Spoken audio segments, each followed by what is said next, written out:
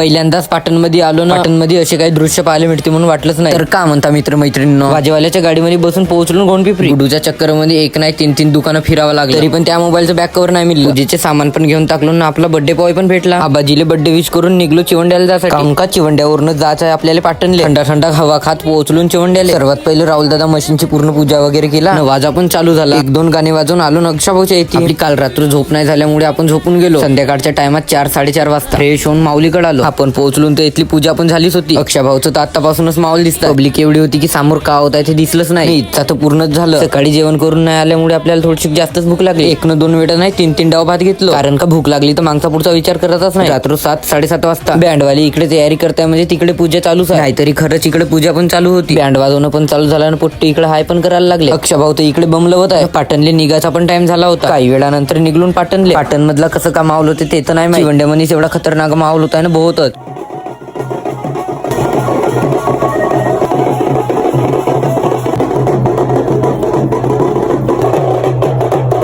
आमच्या गावचे किचमाकोडी तर गाडीवरून चढून पाहताय. बस एवढं काही पाहून निघून माराय पाटणले जासाठी. 2 घंट्याचा ट्रॅव्हल होता म्हणून झोपून गेलो. रात्र 12-1 वाजता आपण लोणी या गावामध्ये पोहोचलो. आता आपण भेटू पार्ट 2 मध्ये. तोपर्यंत टाटा.